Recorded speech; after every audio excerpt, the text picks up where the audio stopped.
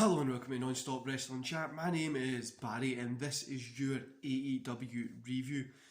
It's been a long night, guys. I stayed up and watched AEW and NXT.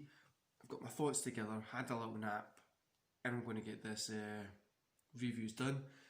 I've also registered to be on Monday Night Raw, the kind of fan audience thing, so that'll be a late night review video, which will get uploaded at a normal time for me, but exciting couple of days coming. Hopefully SummerSlam is good tomorrow, but let's get into the AEW review first of all. In fact, guys, before we do, don't forget to hit like, hit subscribe, and hit that notification bell. Your support means a bunch to me, and it's good to see the channel grow. It really is fun to see it, and I'm loving talking about wrestling pretty much every day. Right, guys, let's get into AEW. So first of all, we kicked off with FTR versus Private Party. FTR picked up the win, 2.5 stars, guys. It was a literally middle of the road, going through the motions tag team match. There was nothing much really to say. Then we've got Moxley backstage for a promo. He mentions he's talking about his wife. She can give a 2-page list of all his faults. He's saying tough guys don't usually hide. Moxley says he wants this company to succeed for 25 years. He thinks MJF is going to be the future and the future leader, but all out, he's not going to win because he's the leader at the moment. It was an okay promo, it wasn't anything great. Then we've got MJF backstage continuing his campaign. He name drops Genghis Khan and Napoleon as they were homicidal maniacs, but they're nothing compared to the dictator Moxley. This guy's promos are really great. I don't get the comparison between The Rock and MJF. Now, I get the two of them are good shit talkers and stuff like that, but there's no comparison between them. They're two different styles of people, works, talking, but yeah. We went on to the Natural Nightmares and Jurassic Express versus the Lucha Brothers and Butcher and Blade.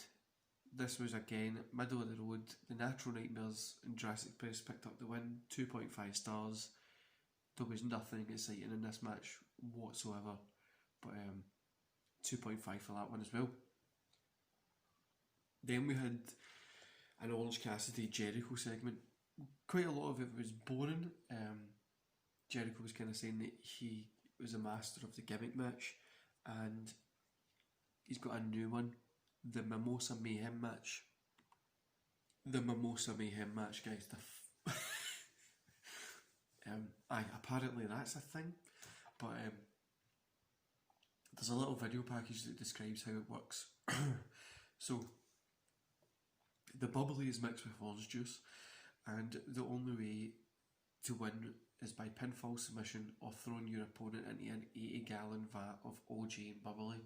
Just got to say, these guys should become a tag team and call themselves the Mimosa Mayhems. Just for the sake of it, because that's just for. Then we have the Dark Order versus the Elite. Young Bucks, Kenny Omega, the Elite. I gave this 2 stars, guys. The Elite picked up the win. It just seemed all over the place.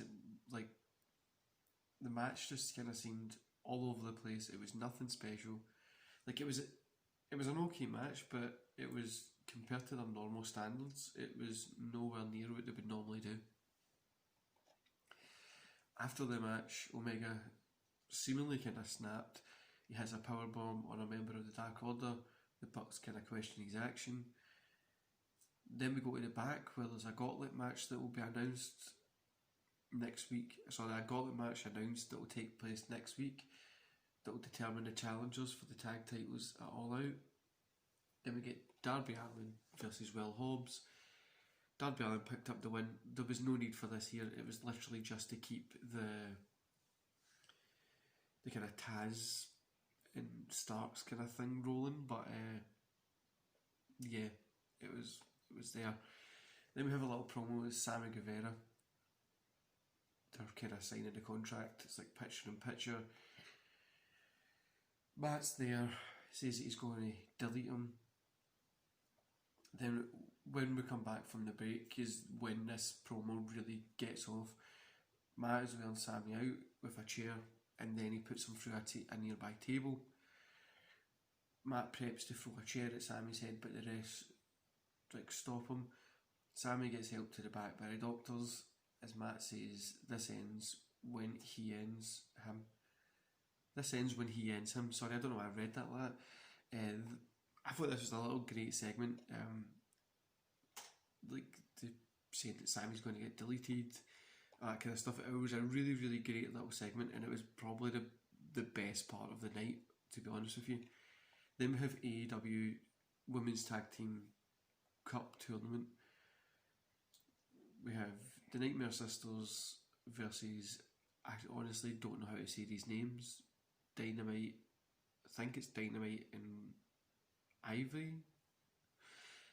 Dynamite and whatever that name is picked up the win. This was terrible, guys. 1.5 stars. You can tell they gave them a little bit of time to try and get things going, but the women tag team division really needs work. Not just in AEW and WWE as well. I think the best women wrestling, if you want to see something just now, is probably going to be NXT, but this wasn't enjoyable at all. It was 1.5 stars, nothing really enjoyable. Then we get the TNT Championship match, which is Cody Rhodes versus Brody Lee. Brody Lee picks up the win here, guys. It was a complete squash match. It was 3 minutes 12. Short, simple, straight to the point, beat down, great match.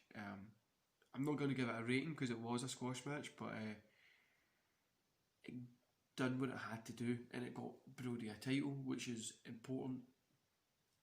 But I quite liked the little squash there. Surprisingly, I liked the squash match. Overall, guys, 2.5 stars. It's never really got off the ground. I get what they're doing, they're building it all out, and you can see the stories forming, but this show just never really got off the ground. And it just really wasn't enjoyable. I know, honestly, I felt a little bit shit for staying up and watching this when I could have just caught the clips in the morning. But it just really wasn't that enjoyable at all.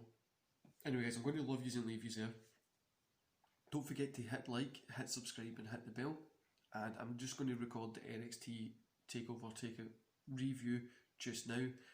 And this should be up within 10-20 minutes of this video being up as well. Enjoy the rest of your day, guys, and I'll catch you in the next 10-20 minutes for the NXT review.